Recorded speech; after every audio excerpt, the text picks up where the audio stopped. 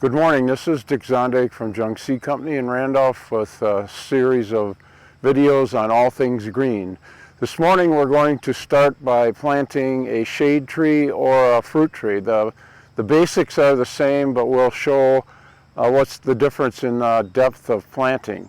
So what you want to do is put the pot in place and then just dig the sod out about 6 inches beyond where the pot is.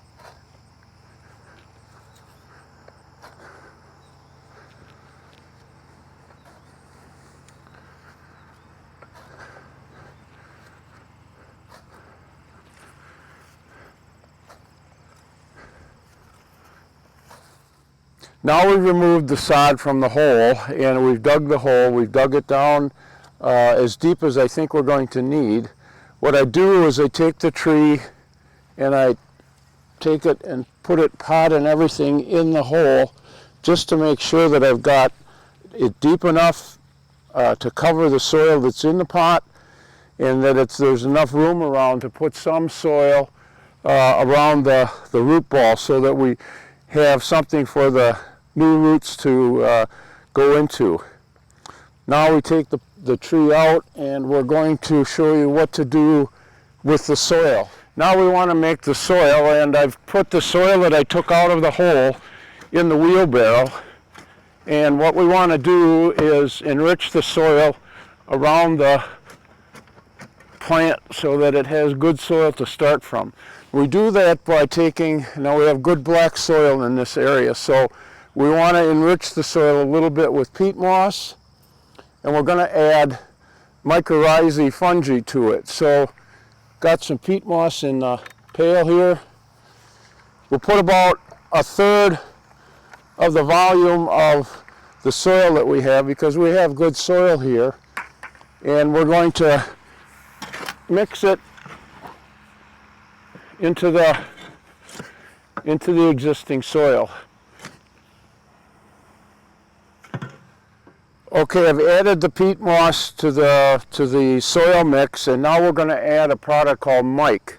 It's a mixture of the mycorrhizae, which is a fungus that has a symbiotic relationship with most plants. And so we're going to mix some of the myc into that soil mix that we're going to put around the tree, because that will give the tree a lot more nutrients. The mycorrhizae works with the nutrients in the soil, so we're just going to mix that into the soil that I'm going to put back around the tree.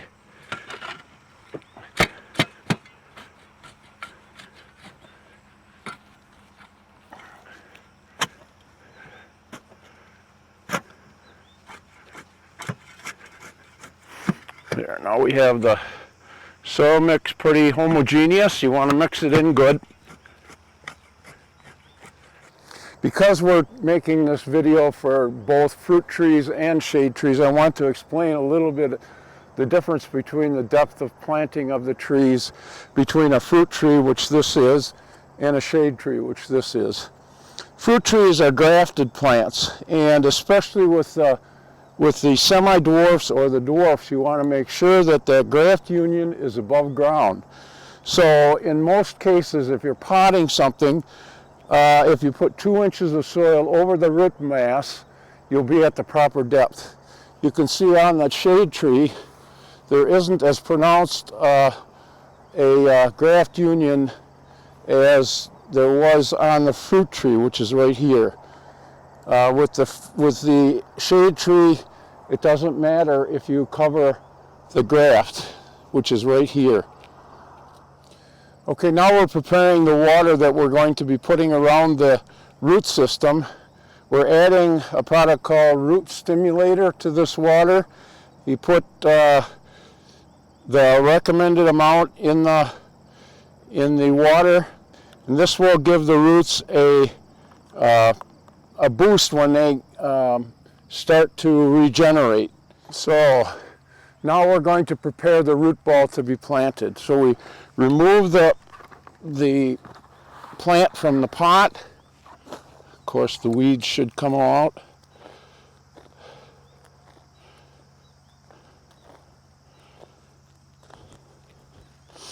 And what we're going to do is put some incisions into the root ball, because what happens with a tree if you don't do this is the roots just keep going round and round and round in the hole.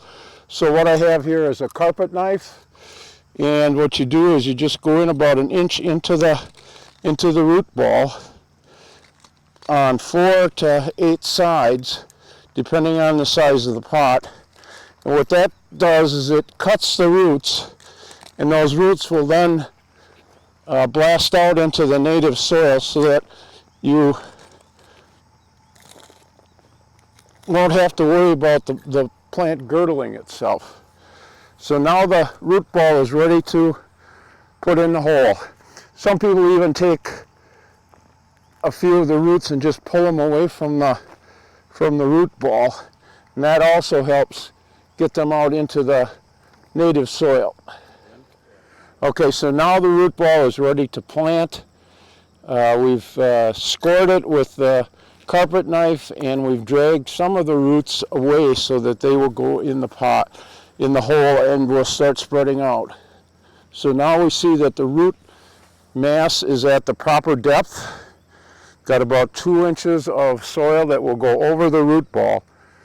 So now we're going to bring the soil that I prepared over to the hole and put some soil around the root ball. One of the things that you have to do when you're planting a tree is to make sure there are no air pockets left around the plant. So what we do is we put the soil in and we tamp it down with our hand into the hole around the root mass.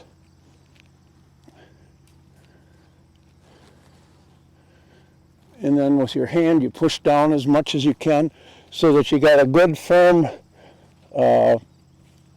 soil around the base of the tree. Okay. Now we're going to put the root stimulator water around the tree so that the soil is further settled around the root ball so that we don't leave any air pockets.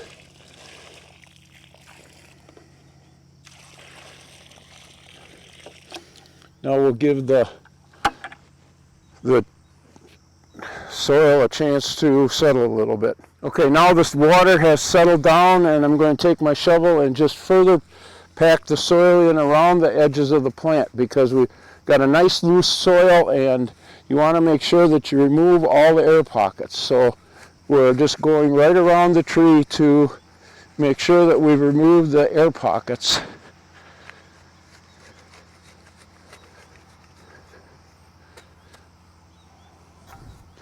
Now we'll put the rest of the root stimulator water in the hole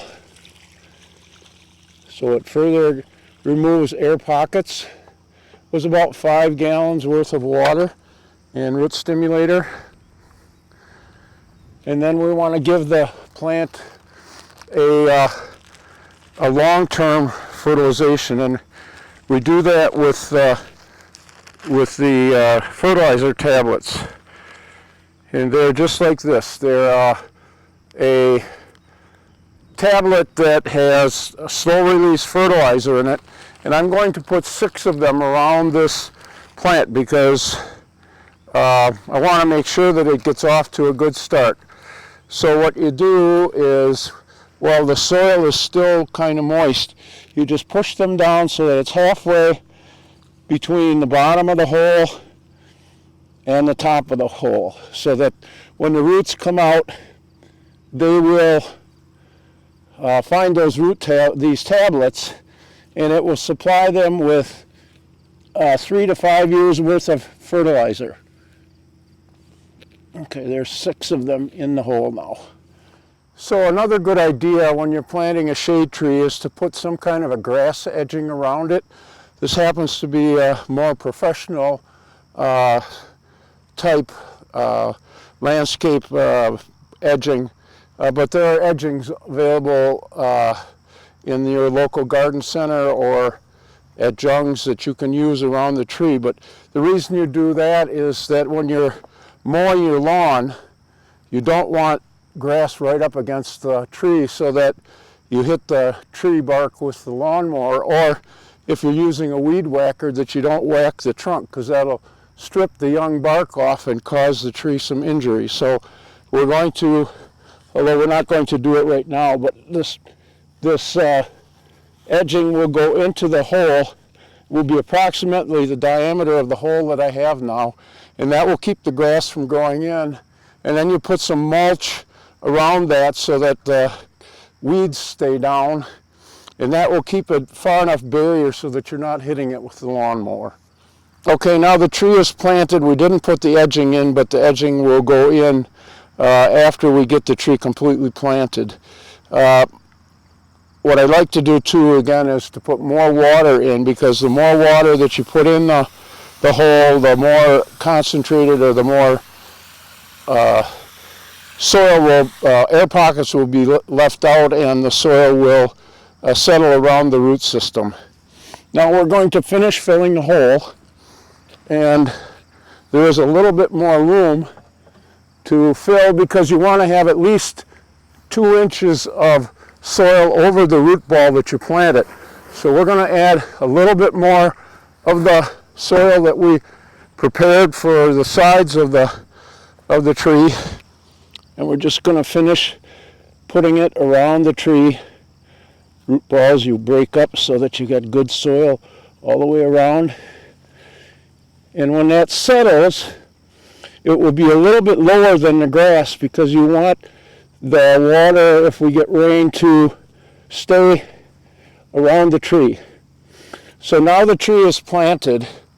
One more thing that I do with all of the trees that I have, because the young bark is susceptible to mice damage or to rodent damage or to a physical injury called southwest injury, I like to put a tree spiral around the trunk of the tree. And the tree spiral, what it does is it protects the bark against the sunlight in the wintertime, and it also puts a barrier in there so that rabbits and other rodents don't eat the bark and go to the tree. Okay, so now the tree is planted, the tree spiral on. Watering should be done about 2 or 3 times a week for the first week, twice during the second week, and after that the tree should be on its own. If you have a large crown on the tree, be sure that you put guy stakes in and put a rope around to hold it steady for at least a year, because by then the roots will have established. Now, the last thing I'm going to tell you is that I'm going to leave all of these branches on this tree for this year, because I want it to get established. But next spring, you want to start taking the branches off on the lower part of the tree, because there's no growth in the trunk. And so, 20 years from now, you'll have branches this low to the ground, and you don't want that, because it'll be hard to mow underneath. So I usually start the count of my tree about 5 to 6 feet above the ground. So it means that everything below where my hand is will be off in the next 2 to 3 years. And when you're pruning, get as close to the trunk as you can without injuring a little ring that's around the branches that's coming out, because that ring is where the cells will divide and it will cover that injury. So that's how you plant a potted tree or a potted fruit tree, and you should have very good success. For more information, you can call the customer service line at Jung Seed, or you can email us info@jungseed.com if you have problems, and we will try to answer your questions.